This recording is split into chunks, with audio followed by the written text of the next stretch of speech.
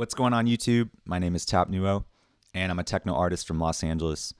Today I'll be doing part 2 of an ongoing series discussing breaking creative blocks in electronic music and ways that you can stay inspired as an artist. A couple notes. This track that you're seeing right now is a collaboration with 92 Jaylani. It's another one of our unreleased tracks. We're working on an EP right now. And I just want to give a shout out to him real quick. He is one of the most talented people I've ever met. He just is like a mad scientist in the studio. And I definitely encourage you to check out his own records, follow him on social media. And actually that kind of caveats into my first point today is one of the best ways that you can remain inspired in music is to surround yourself with people who inspire you and surround yourself with people who make you think outside the box, like, or at least outside the way that you've been approaching things, right? So like you want to be around people who are both giving you a new perspective, but also uplifting you, motivating you. And that doesn't even apply to music. I mean, that's kind of just like in general, right? Like it feels good to be around people who make you feel good. And there, I think there is a good thing about like a certain level of accountability, you know, especially if you're doing collaboration projects. Like you don't want to leave people hanging. You want to, you know, have communication and figure out where the project's going to go and what updates are being done on the project. And collaboration is a really good way to push yourself creatively, especially if you've never done it before. I highly encourage it. I mean, we're in the era with COVID where sometimes it's harder to link up face to face, but luckily, you know, we do have techno Twitter, we do have Instagram, we do have online forms of communication. And I know with some projects, you can even do like a cloud sharing project where you don't even have to like print out the stems and everything. I mean, it gets a little trickier when you're working with different programs, but from my own personal experience, especially as a Pro Tools user, whenever I'm working with someone on music and they're using another program, I actually think it comes out sounding better because they're taking an approach that I never would have taken and getting results that I never would have thought to get, but like are a pleasant surprise, right? So there's a lot of power in both, in like just in general, surrounding yourself with people who motivate you and inspire you, but also working with and collaborating with people. And like that doesn't even have to be on a production. That could be, you know, even if you're a DJ, just try practicing going back to back with someone, either who has similar style to you musically or completely different style. Excuse me, just got some water. But like a good example of that is my friend Anita Ønyx. Shout out to her as well. She's a fantastic DJ. But she has like a little bit of a different style, right? She does play techno, but she plays a different style of techno than I play. And one day I was over at her crib and we were DJing, and then we had this moment of like, what if we just kind of went back to back?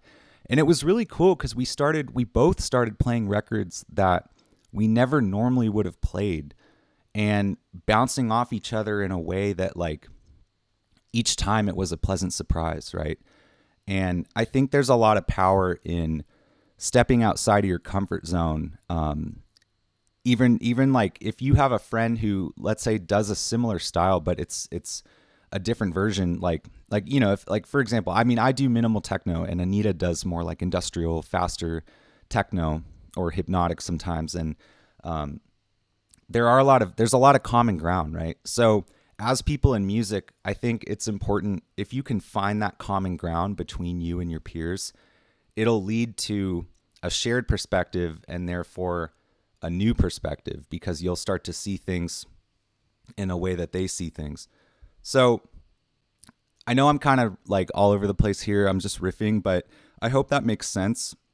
Just surrounding yourself with people who encourage you to be the best version of yourself, right? And this is all just a journey. So as long as you're having a good time on the journey, that's kind of all that matters. I mean, Nipsey Hussle said it best, like, this is a marathon. This is not a sprint. This is not about short-term gratification. This is about learning over a long period of time, sharpening your skills, and gaining truly as much wisdom along the way as you can.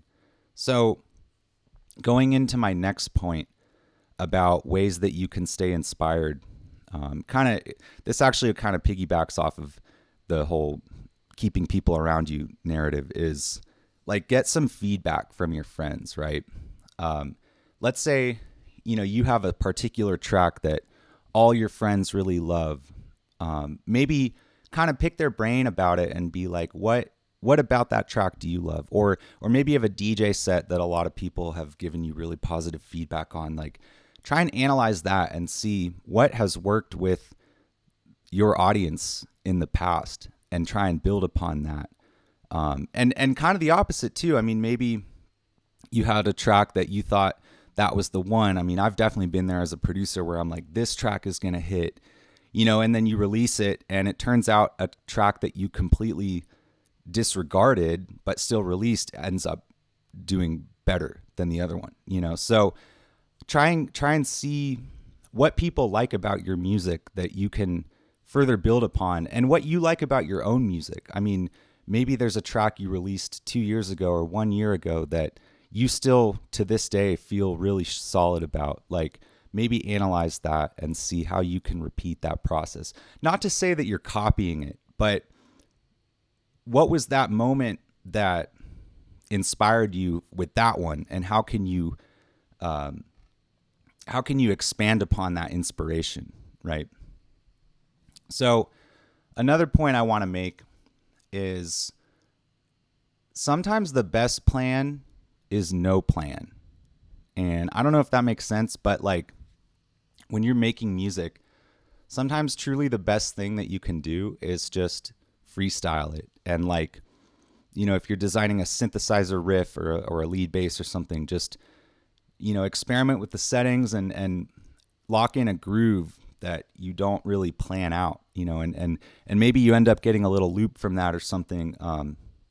Because like, for example, with this record with Jaylani, it started out in Logic with Massive, and I was designing a synthesizer riff and I just kind of sent it to Jaylani, and he ended up throwing a different type of drum beat over it than I initially would have, but it worked like so well.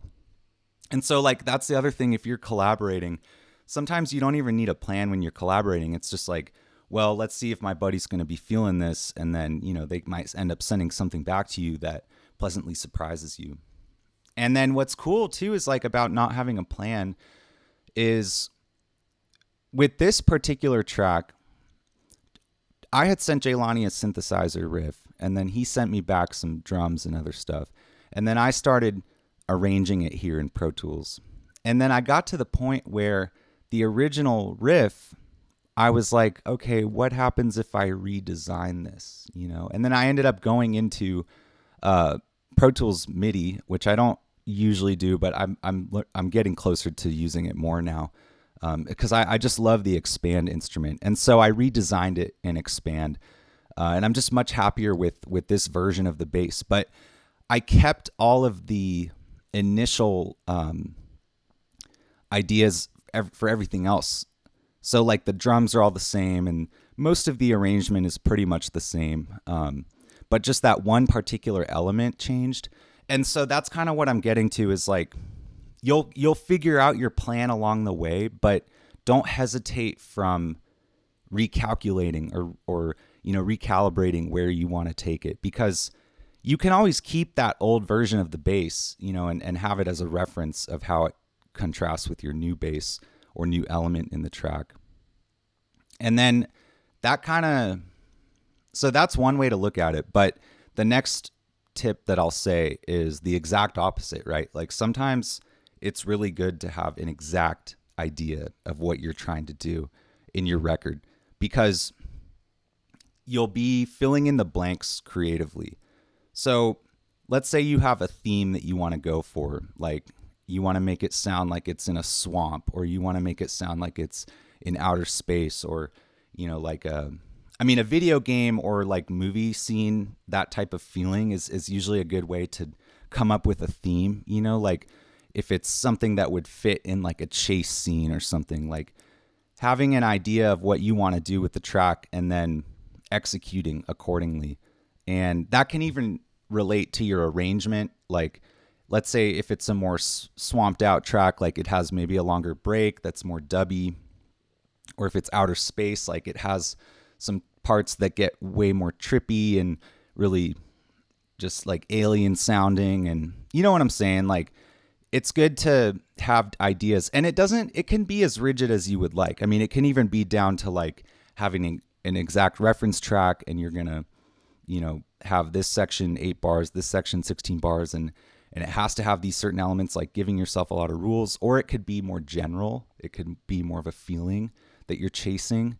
But both of those methods have worked for me, and it kind of depends on the mood that you're in, right? Because sometimes, like, at least when I'm feeling a little more defeated and overwhelmed, I'll just be like, yeah, screw it. I'm just going to try different ideas. But then sometimes you'll wake up and you might have a crazy dream or something, and you're like, I know exactly what I want to do today in the studio. So don't fight that internal feeling. Like, if internally your brain is telling you, let's go with a plan, then there's no reason to fight that. And if it's the opposite, there's no reason to argue with that feeling that you're feeling, because that's, at the end of the day, what we're trying to do is translate that internal feeling that we're having to the listener, which then they can hopefully translate that feeling to someone else, right?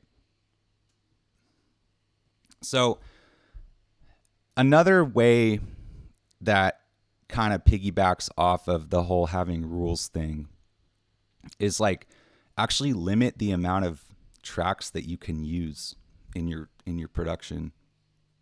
I think there's a deadmau5 track, and the production is only like 8 tracks. And I mean, it's like such a genius record. I forget the name of the record, but it's from I think it's from Random Album Title.